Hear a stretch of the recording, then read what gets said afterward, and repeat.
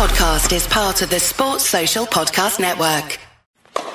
Love tennis with Matchpoint Tennis Championships. Grab your gear and get ready for authentic gameplay and an immersive tennis experience. Pre-order now from Game.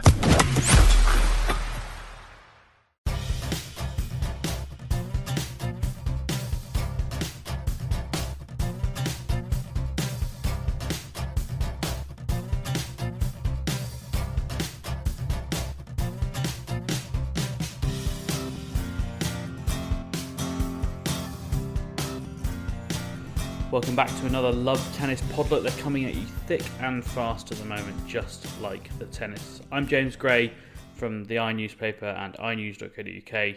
The other man in the room is Calvin Betton, our resident tennis coach, who has recovered from his tennis sabbatical, his self-imposed tennis sabbatical, which I think lasted about 6 hours in the end, and is back to give us his thoughts on everything tennis from the last 24 hours or so.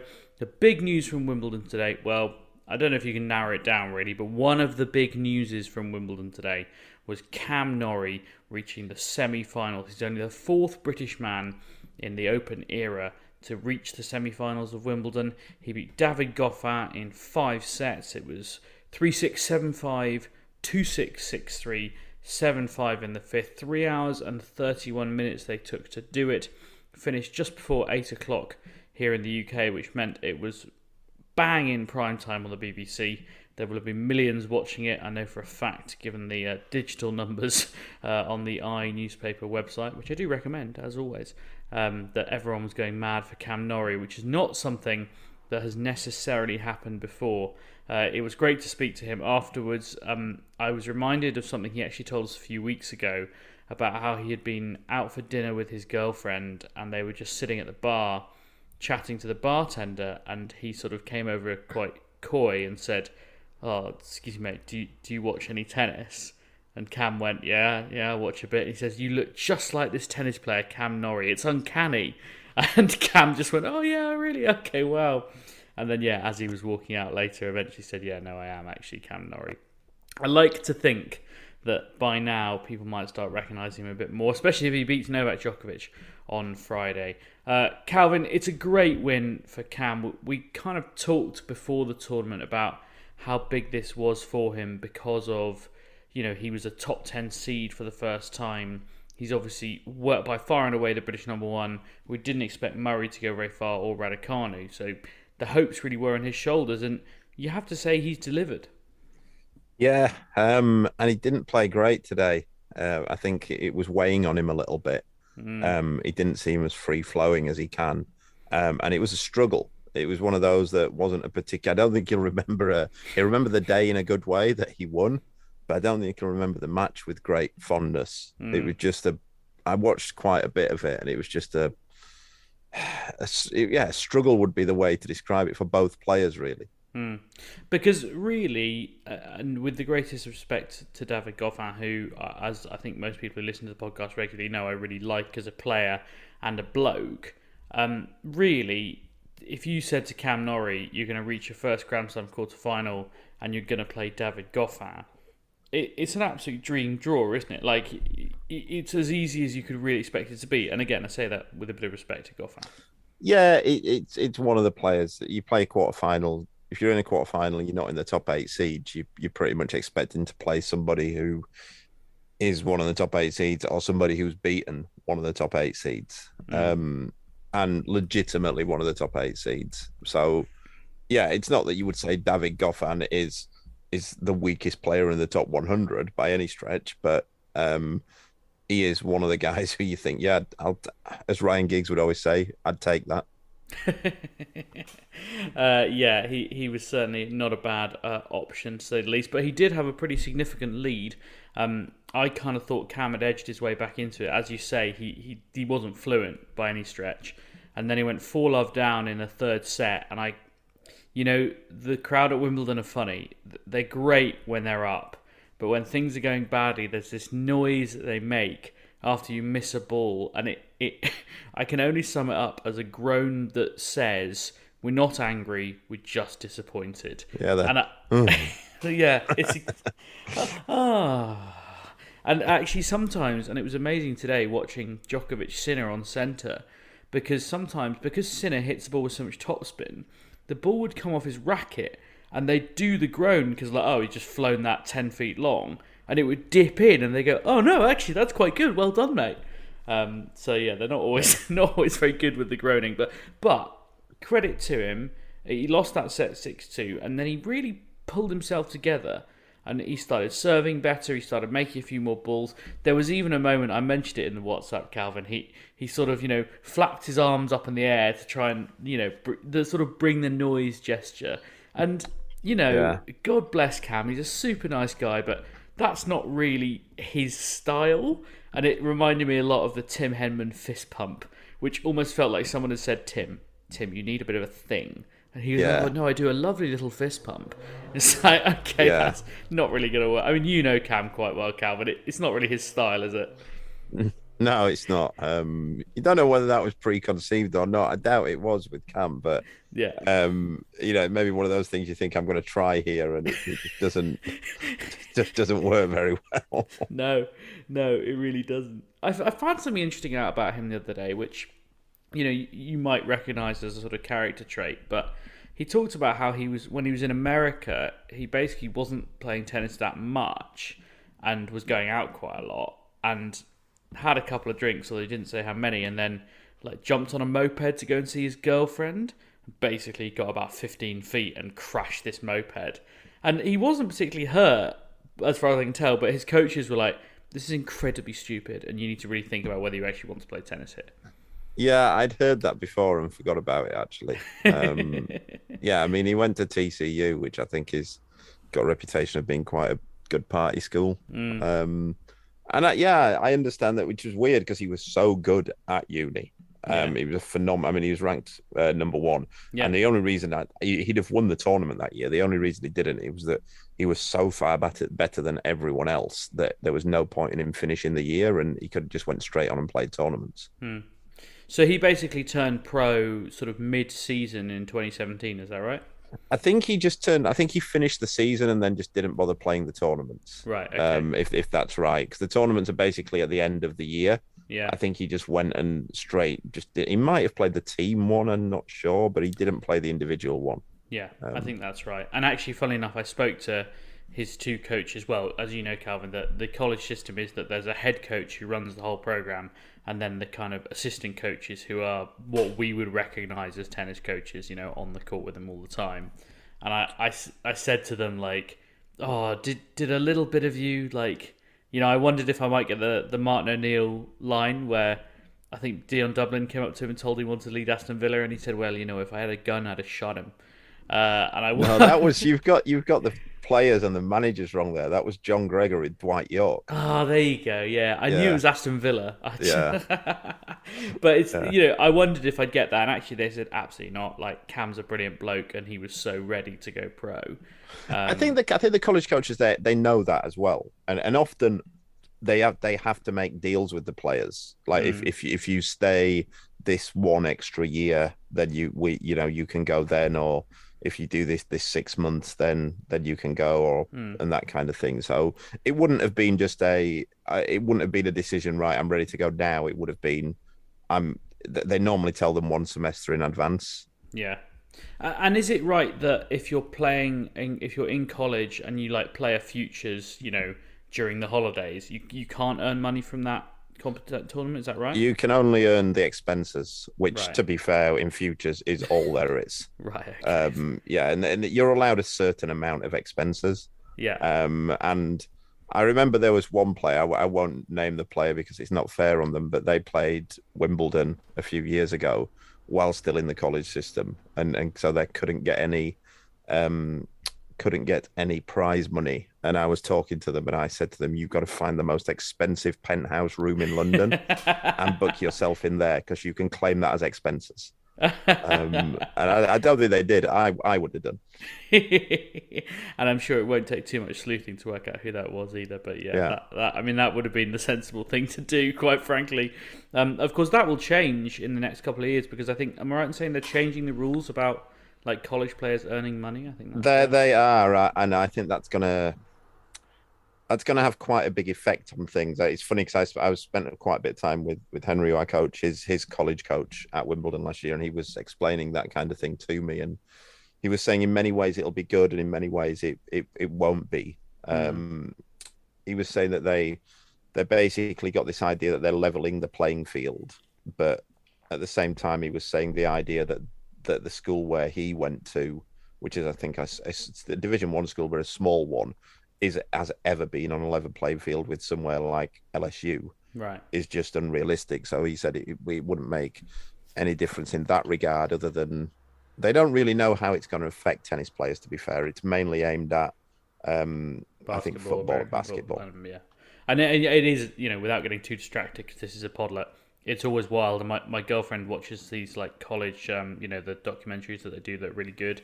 And you look at, like, I don't know, Alabama, who are selling out a 70,000 seater stadium every weekend, and these guys get paid £0 and 0 pence. Like, it's completely insane. There's actually a documentary about the Fab Five, who were a basketball team for, I think, Michigan State or University of Michigan, and they were saying the same thing. How basically that all basketball players used to wear white shoes, apart from these five guys who basically created wearing black trainers, and then Nike cottoned it and signed a deal with the university.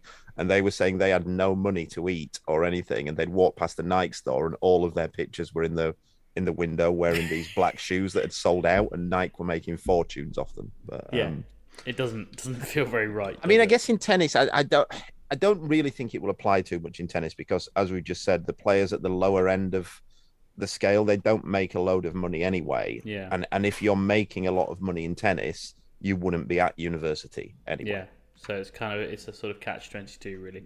But anyway, it worked out for Cam, and as you say, he left because he was more than ready to go onto the pro scene. And I was just looking at his results, and it very much paid off, because he got a wild card to Wimbledon and lost to Tsonga, but then won a challenger that summer in America, and then got to the semi-finals of another, and then qualified for the US Open and made second round there. So, but to think that he might have done that while still being at college would have been a bit galling, because it cost him about $200,000. But it's worked out, and he's into a Wimbledon semi-final. He's going to face the world number 3, the top seed, and the defending champion Novak Djokovic, who did what Novak Djokovic does best today. He went 2 sets down, and then he won. And I have to say, and without wanting to seem smug about it, I was sat next to our chief sports correspondent, who's a great writer, and he covers across lots of sports, so he knows lots of different sports. But he said, Djokovic is in trouble here at 2 sets down. And I said, nope. I have no question in my mind that he is winning this match, because we've all seen that film before, Calvin. It's just, I don't know if he deliberately loses the first 2 sets. I don't think anyone would do that, but there's something that these young guys just can't cope with about it.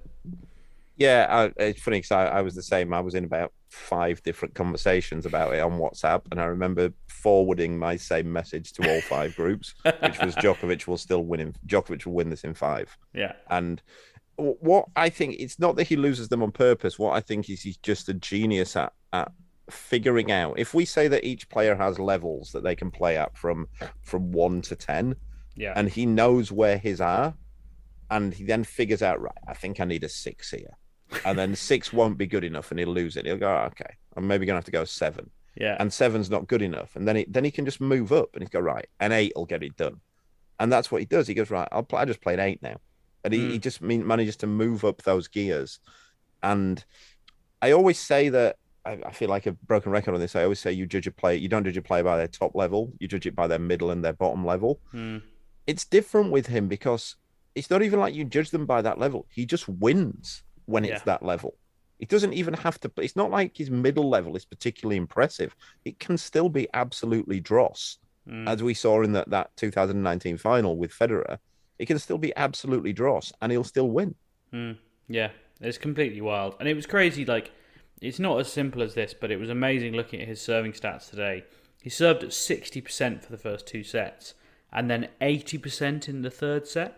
Like, it's just, I know you get carried away with serving first serve percentages, but I think the Djokovic, like this latest iteration of Djokovic, the serve is such a weapon and so important, and obviously on grass as well. that felt like such a massive adjustment, and he just seems to do it, as you say, at will. And it did feel a bit like he made a change after the first set, and it wasn't the serve, and then he's like, okay, well, maybe I just put more serves in and see what that does, and it seemed to work. I mean, credit to Sinner, like, I'd forgotten how entertaining he is to watch. He makes some shots. He has that Djokovic ability to make shots that you just think are impossible. Like he ran down a drop shot today, sort of on the right hand side of the court, which I was convinced had bounced twice, and he then picked it up and got it across court, like across the face of Djokovic, and dipped it down and made it. And I was just like, I was genuinely turning around to people going, that bounced twice, right? There's no way this is like counting. He's gonna win a slam. He's gonna win multiple slams. I've absolutely no doubt about that. I'm not so sure. Really? Yeah, I think he's got to add a lot to his game. Yeah,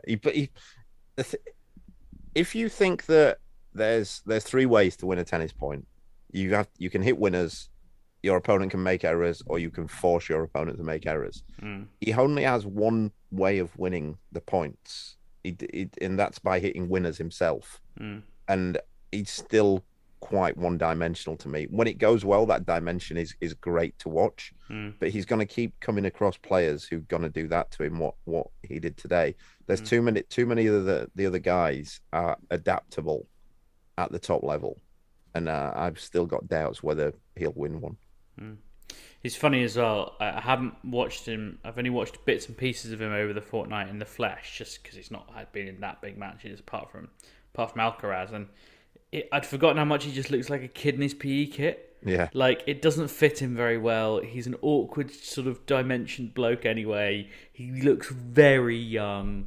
Yeah, he's a funny looking guy. But also, if you didn't know he was Italian, you'd have no idea that he's Italian. No, well, like his name doesn't even sound Italian. He doesn't look like any Italian men. He's from for people who don't know, he's from a place called South Tyrol, which is right on the sort of Austrian border near Liechtenstein in the Alps. So it kind of is. They didn't even speak Italian there. I learned today, until Mussolini turned up and said, "You speak Italian now." Right. So they actually speak a weird dialect that apparently is a sort of amalgam of Italian and German. So yeah, you're right. He doesn't look or sound Italian, and the answer is because he kind of isn't. Because and Italy's such a diverse place anyway, because it's huge and it's not been unified for that long. But I could go on about the geopolitics of Italy for a long time. Let's not. Let's talk about whether Cam Norrie has any remote chance of doing what Jannik Sinner didn't and beating Novak Djokovic. Yeah, because this is look. As much as I pray, we say those things about Djokovic. He's past his best now. This is not peak Djokovic that we're looking at. I think there's been enough evidence of that over the last 2 years. But he's still very good. And yeah, you wonder how Cam's going to beat him, but you never know. Djokovic loses these mad matches, doesn't he? Yeah, I just think the problem for Cam is that he is going to be the crowd favourite, and I think that like Djokovic doesn't lose when people want him to lose. Like the one big sort of flop, for want of a better word, was that US Open final against Medvedev in this latest iteration of post-pandemic Djokovic. That was the one massive. He wasn't great against Nadal, we know that, but I also think Nadal was very good at the French Open. But when people want him to lose, and let's face it, centre court doesn't love him, and he's playing the British number one, and while people don't know Cam that well, they desperately want him to win. And I just feel like that is what fires Djokovic up. And actually, the US Open, where everyone wanted him to win, something in his computer didn't have the input. I think today as well, what was interesting when I was watching Cam's match, it kind of gave me a different thought. I don't know if it's a different, but maybe think about this no ranking points thing. Because initially I thought, geez, Cam's going to be so disappointed when there's so unlucky that there's no ranking points here.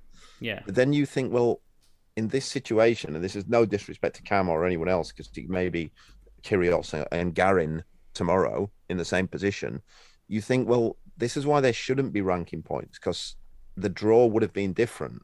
Daniil Medvedev would have been there. Yeah. Andrei Rublev would have been there. and you can't just discount them and then go crack on with the ranking points, because somebody would have made semi-finals of a slam, which is big points. Yeah. And they can go, well, and this is purely, I'm talking purely on a tennis point of view here, nothing to do with the politics of it all. This is why I think you couldn't have ranking points at this tournament, and not even any, not half, but why you couldn't have any, because these things are going to happen. On the women's, similarly, you've taken Sabalenka out of the draw. Yeah, I hadn't even really thought about it like that, but yeah, it's when you're faced with the reality of it, it does kind of change things. I should mention, by the way, on ranking points, that the WTA, it was revealed earlier this week, have fined a combined total of $1 million off the All England Club and the LTA. I am told the ATP have not done anything similar yet, and that is a quite significant word in that sentence. That's probably all I can really say. But yeah, more on this as I get it, if you like. Let's move on to something quite serious that I want to address. We recorded a podcast, the last podcast, and we talked a lot about Nick Kyrgios, and the story that I'm about to relate to you had not broken, so we couldn't talk about it. I'm basically going to tell you what we know, and then we're going to move on, because there is an active legal case involved, and it would be stupid, prejudicial, and frankly legally dangerous for us to speculate, and it also could result in someone not getting justice, which is the most dangerous thing about these stories. So as we found out on Tuesday morning, Nick Kyrgios is due to appear in court next month for allegedly assaulting his former girlfriend. He obviously, it was reported by the Canberra Times down in Australia. The local police said ACT policing can confirm a 27-year-old Watson man is scheduled to face the magistrate's court on the 2nd of August in relation to one charge of common assault following an incident in December. His barrister, Jason Moffat, told the Canberra Times the charge was, quote, in the context of a domestic relationship, and he said, quote, the nature of the allegation is serious and Mr. Kyrgios takes the allegation very seriously.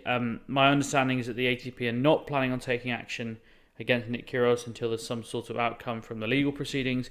That there are ways and means in which they could, but in this case, I believe they're not going to. They're not going to kick him out of Wimbledon, which obviously isn't the ATP's job, it's the All England Club, but they're not going to do that. As I say, it's an explosive and dangerous story in an active legal case, so we can probably leave that there. I would like to talk about it more, and maybe once the legal case is over we can, but at the moment it's simply not possible. What we do know is that tomorrow he'll take on Cristian Garin. Calvin, I said to George this morning, I thought Kyrgios could lose this match because he's not that fit, and he's played, I think, 16 matches in the last month. He's been feeling his shoulder. I thought he was moving very slowly between points against Nakashima, which is a bit of a giveaway. And also because Garin's going to make him play much longer points. I assume you're going to disagree with me. I think Kyrgios will win still. I mean, I don't disagree with the principle of what you're saying. I think if he was playing someone a bit better, it'd be a major problem for him. But I just don't think Garin's that good on a grass court. He's had a nice little draw there against players who aren't going to cause him the problems that Kyrgios is going to cause him.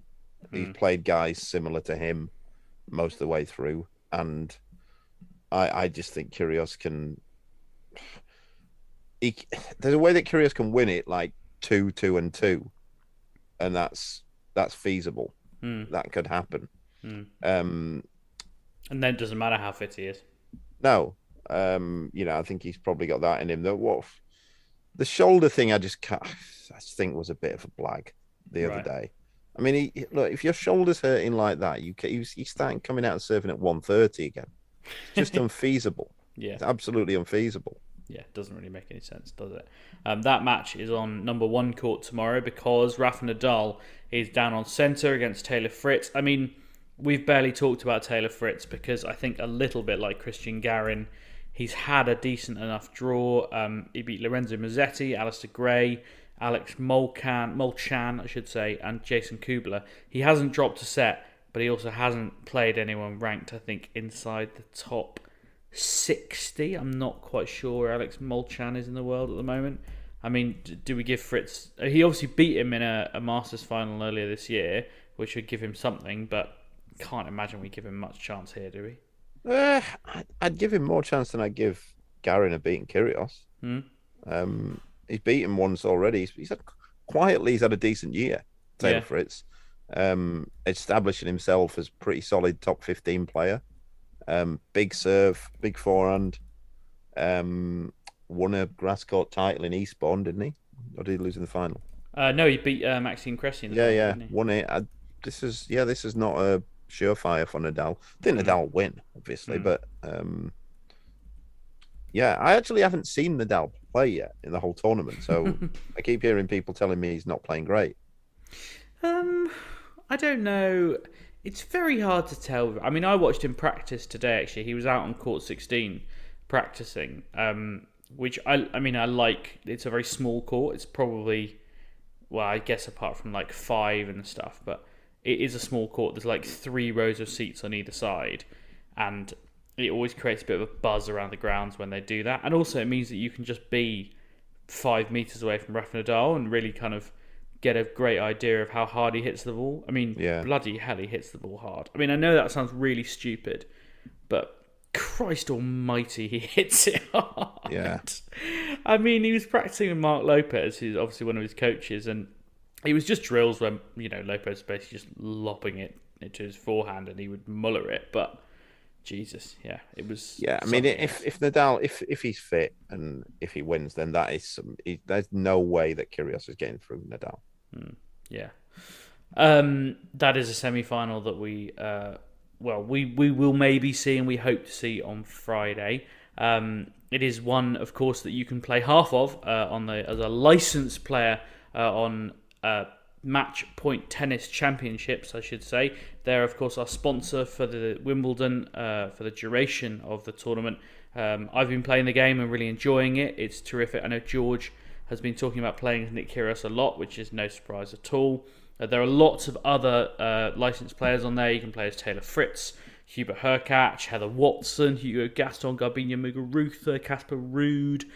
You can also create your own player and play your way around the tour and work your way up the rankings, which is what I've been doing quite a lot of and really enjoying. It's out on PC, PlayStation 4 or 5, Xbox, and it's also on Xbox Game Pass from the 7th of July. So we are really close now to deadline day. You can pre-order it from Game, or indeed you can buy it when it comes out on the 7th of July, but why wait that long? And if you're very lucky, once it comes out, you'll be able to take on me or George in an online game, which it's cross-platform online gaming as well, so you don't have to have an Xbox like me. You can take me on, although I'm told it's a bit easier on PlayStation, so we shall see. That is Match Point Tennis Championships, our sponsor for the duration of Wimbledon. We should look towards the women's draw a little bit. A weird old set of matches today, but a couple of really good stories, which I always like. The all-German quarter-final between Tatiana Maria and the big serving Jules Niemeyer, who I'm absolutely sure we will see more of in the future. She's 22. She hits the ball massive. She lost in 3 sets, though, today. 6-4, 2-6, 7-5 to Tatiana Maria.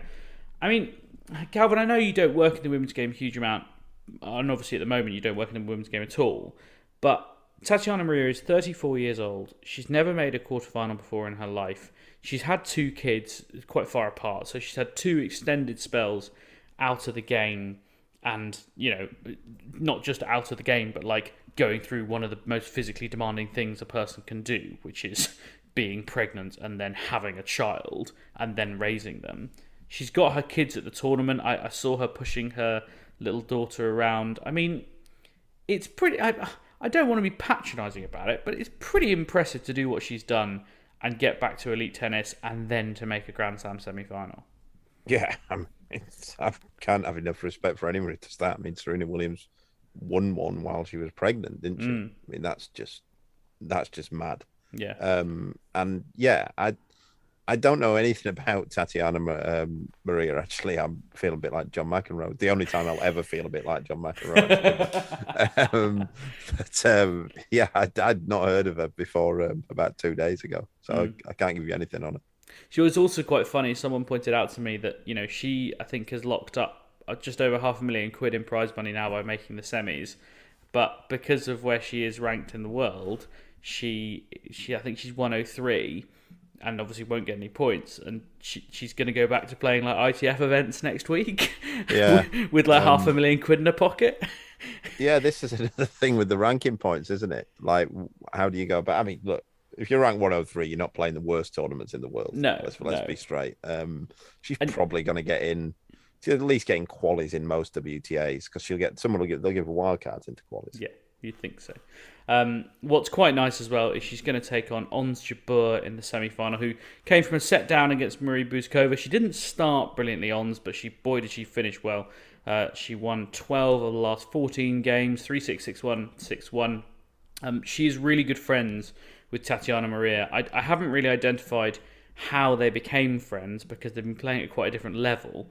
But they described Ons as part of the Maria family, basically, which is really nice. And I mean, I know we don't always want nicety in the game, and that sometimes it can be a bit twee.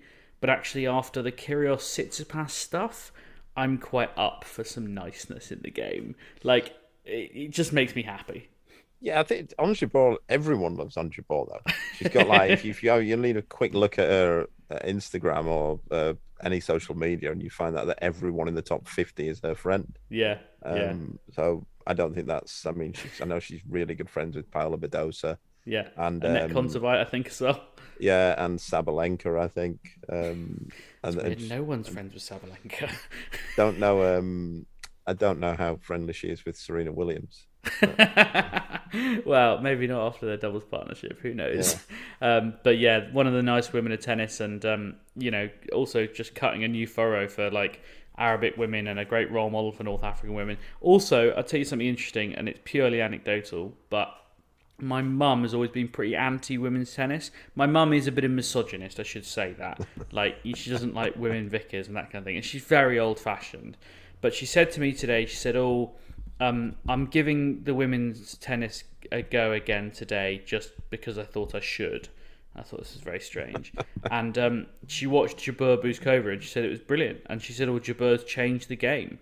I thought that was interesting because, it's sort of coincidence, and Mum doesn't watch tennis that closely necessarily, but Jabeur does play a different game from a lot of players, doesn't she? She's not like a lot of other players. Yeah, well, actually, Luke has been playing with last few weeks with a Tunisian guy, and he was telling Luke that I think they're the same. She might be the same age as Skander, actually.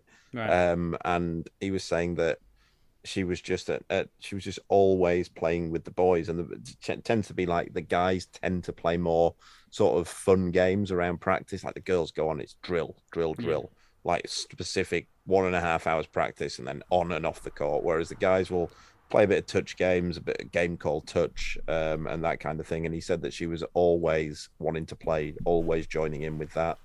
And I think that's how you can see how she plays now. Just created a bit of that stretch factor. Yeah.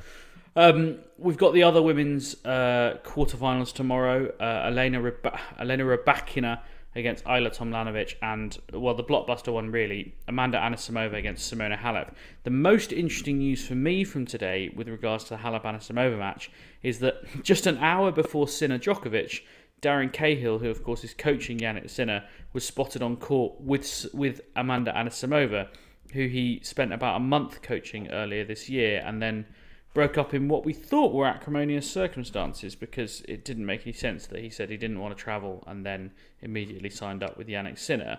But, I mean, if anyone knows Simona Halep's game well, it's Darren Cahill. If I saw that on social media, I think I'd be a bit scared if I was Simona Halep. Yeah, that's the thing, is it? Like you say, we thought that it was acrimonious split up with Anisimova, and we thought it was far from acrimonious that him and Simona Halep are always praising each other, and now it looks like we got that completely wrong. So, he's on court helping out our next opponent. I mean, that must happen occasionally. I mean, you must have experienced something like that when a coach recently has broken up with a player and then ends up on court with someone against them. I mean, it must be a bit awkward. It's difficult, and it always depends on the relationship that you had with the player and the how things ended. If you've had a particularly close relationship with a player, but things have ended sort of, fine, and you're then coaching their opponent, it's how much you get involved. It's a bit awkward. You don't want to be getting the fist pump out and that kind of thing. It's right. But at the same time, you have a job to do, and you have to encourage your players. So I mean, I also like, it's not a secret how people play tennis. Like, they do it in front of the crowd every day. Like, if I was to say, if you started coaching someone to play against Luke tomorrow, like, presumably you wouldn't know that much more than just a punter who's watched Luke play for the last year. You could, actually, because you'd watch more, and because you're the coach, you're aware of certain things that those players struggle with that they don't. And they might be able to people hide. might not have noticed. Yeah, I know there are certain things that, like, players who I've coached previously have had issues with, and I don't think players have actually spotted them. And I've always thought, I'm amazed that these things don't get exposed more. Right. Okay. And I hope I come up against him in 2 years' time and I can. Well, no, because it's one of those. Because I do also think that it's. I'm not saying one way or another, because it's a balancing act here. I also don't think it's ethically fair, possibly, to be using that. Yeah. Against players who you've coached and had good relationships with. At the same time. What an uncomfortable world it must be if you're someone who moves around a lot. I guess you can't burn many bridges in tennis. It's not really worth doing, is it? But also a lot of coaches aren't very good, so they might not even notice any of that stuff. So, of course, I forgot how few good coaches there are, Calvin. Darren Cahill. Yeah. George had Darren Cahill winning Wimbledon at one set to love to Sinner today. So, and just Darren Cahill. He didn't even praise Yannick Sinner. When the score came up, he just went, Darren Cahill's amazing. What about the guy hitting the shots? He's not bad. He does a decent job. And the other match is Ajla Tomljanovic against Elena Rybakina. I know George was saying this morning, or earlier I should say, that Elena Rybakina is really dangerous, and she is. I think it would be quite funny if Elena Rybakina won Wimbledon, because she was born in Moscow, and I think she's the only player here born in Moscow. I know there was the doubles girl whose name I've forgotten, Gorodzia, I think her name is, who has recently changed nationalities to Georgia, but she pretty much is pretty Georgian. Whereas, as I believe happens a lot, and you might be able to correct me on this, Calvin, like, there are quite a lot of players who represent Kazakhstan who were part of the Russian setup in one way or another. Yeah, there are, especially lower down the rankings. Basically, the person that runs the Kazakhstani tennis, say, governing body or situation, is very wealthy. Right. And that's, you can read what you want into that. I see. Okay. Very good. That's probably all we need to get through for today's podlet. It's been quite a long podlet, but that's no bad thing. I'm sure you'll agree. Tomorrow, as I say, Garin, Kyrgios, Fritz, Nadal, Tomljanovic, Rybakina, Halep, Anisimova, and then we will be through to the semi-finals. We'll get that really annoying draw merge where someone has to play back-to-back days, which I know, Calvin, you hate because it's a bad piece of scheduling. But that is all we've got time for. Thank you very much for listening. Please do come back tomorrow for another one, and we'll see you soon.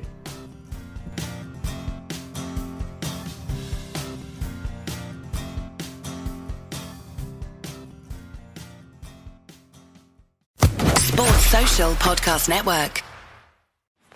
Love tennis with Matchpoint Tennis Championships, spinning your way the 7th of July. Time to put your tennis skills to the test in the brand new Tennis Simulator title. Pre-order now from Game.